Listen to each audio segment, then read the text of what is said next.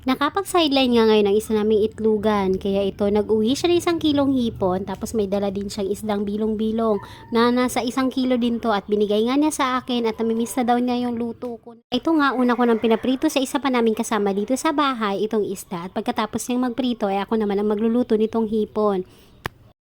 Ang gaganda nga at ang lalaki nitong mga hipon na to at mukhang matataba talaga. Ayan, makikita mo naman. Sa laki nga nila, 1 kilo lang yan pero kahalos mapuno tong aking kawali. At tamang-tama nga ang ganitong sizes dito sa recipe na lulutuin ko ngayon dahil malalaki. So ayan, nagpainit lang ako ng kawali tapos nung mainit na naglagay ako ng mantika at gigisa ko to ng very light.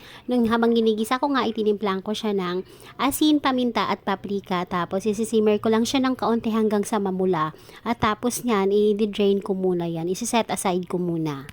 Kailangan ko siyang i-set aside para maiwasan na ma-overcook itong mga shrimp kasi mas masarap talaga yung shrimp kapag hindi siya masyadong luto. Malalasahan mo pa yung manamis-namis. Medyo hindi kasi maganda yung shrimp kapag na-overcook kasi medyo nagda-dry yung kanyang laman. Hindi na siya masarap. Parang siyang cotton kung kainin. At ayun nga, nung maset aside ko na siya ay gumawa na ako ng sauce. Ayan, nagisa lang ako dyan ng sibuyas at bawang. Tapos sinintay ko lang na maluto yung sibuyas at bawang. Tapos ngayon naman ay naglagay ako ng itong samjang. At meron pa nga ako natirang tomato paste dun sa nakaraan kong niluto. Kaya nilagay ko na rin bago pa nga masira. At ang tomato paste din naman ay pandagdag na rin ng flavor. Tapos nung maluto na nga, nung nahalo ko na nga maigi yung samjang tsaka yung tomato paste, inaglagay naman ako ng butter para hindi siya mag-dry at hindi masunog dito sa kawali.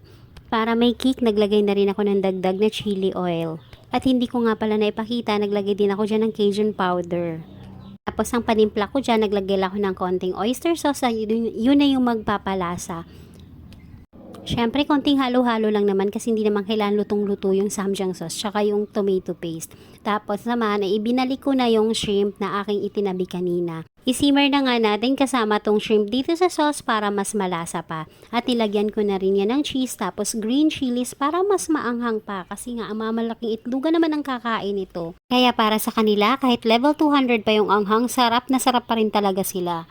At ayan na, ready na ang ating Cajun prawns o Cajun shrimp. Oh, cholesterol is waving. Masarap to, promise. Try nyo na rin. Pero syempre, wag nyong araw-arawin. Baka kayo ay ma-high blood naman. Syempre, mahal tuma, kaya high blood na sa pagkain, high blood pa sa presyo. Chas.